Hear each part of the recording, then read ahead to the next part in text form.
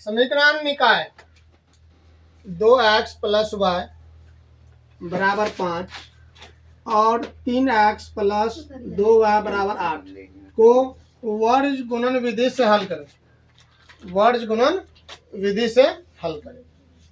इसमें a1 2x plus Y बराबर 5 जो है, इसमें हम लोग क्या करते हैं, 5 को LHS में ला लेते हैं, बायां भाग में ला लेते हैं। 2x प्लस वाई प्लस में है, इधर आएगा तो माइनस बराबर 0। दूसरा समीकरण है 2x plus 3x plus 2y बराबर 8। 3x प्लस 2y 8 है, प्लस में इधर आएगा तो माइनस 8 इक्वल टू 0। अब हम लोग a1 का मान देखो बाबू 2 आएगा, b1 का मान प्लस 1 आएगा क्योंकि y का गुणांक कितना है 1 है। c1 का मान माइनस 5 आएगा, a2 का मान 3 आएगा, b2 का मान 2 आएगा और c2 का मान माइनस 8 आएगा। अब वर्ज गुणन विधि से हम लोग जो है ना x और y का मान ज्ञात कर चुके हैं। x और y का फॉर्मूला होता है, x बराबर होता है b1 c2 minus b2 c1 बटे a1 b2 minus a2 b1।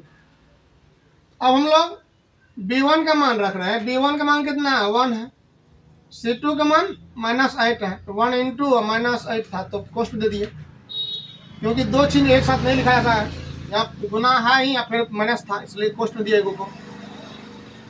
b2 का मान देखो 2 है और c1 का मान कितना है माइनस 5, यहाँ भी गुना भी आता है और माइनस 5 भी, यहाँ कोष्ट दे दिए इसलिए।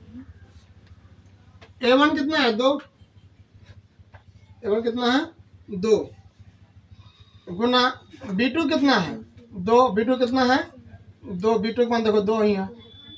a2 कितना आएगा, a2 का मान देखो, a2 का मान 3 है और b1 का मान बात नहीं करो बाबू, b1 का मान कितना है, b1 का मान 1 है। अब देखो माइनस 8 गुना 1 करेंगे माइनस 8 होगा, माइनस का माइनस प्लस 2 पंचा 10, क्या बात कर रहे तुम लोग, 2 पंचा 10। अब 8 10 में से 8 गया 2 और 4 में से 3 घटेगा 1, 4 कैसे होगा 2 गुना 2 4 होगा, 3 गुना 1 3 होगा, 4 में से 3 गया 1। अब 2 बटे 1 बराबर 2, x मान कितना आ गया 2। इसी तरह से y का मान निकालने के लिए y का फॉर्मूला होता है c1a2 minus c2a1 bye a1 b2 minus a2 b1। तो c1 का मान देखो, c1 का मान जो है माइनस 5 है और a2 का मान क्या है, a2 का मान जो है 3 है, माइनस 5 इंटू 3 कर दिया माइनस, फिर c2 का मान माइनस 8 है तो माइनस 8 दे दिए और माइनस ये सूत्र का है इसको क्वेश्चन दे दिए माइनस 8। a1 का मान 2 है 2 दे दिए, a1 का मान फिर क्या, a1 का मान 2 है 2 दे दिए। b2 का मान कितना है, b2 का मान देखो, b2 का मान 2 है 2 दे दिए, a2 का मान 3 है 3 दे दिए, सूत्र का माइनस है।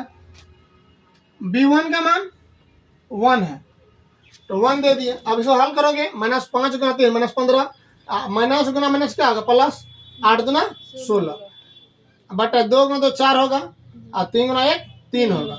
अब 16 में से 15 घटेगा तो 1 बचेगा और 4 में से 3 घटेगा तो 1 बचेगा, तो y बराबर कितना, 1 बटे 1 बराबर 1 हो गया, y का मान 1 आ गया। आता है x बराबर 2, x मान कितना है हम लोग को 2 और y बराबर 1, ये निकल गया x और y का मान। और देखो ये फॉर्मूला है x बराबर और y बराबर, ये फॉर्मूला हम लोग जो है ना सवाल बना सकते हैं।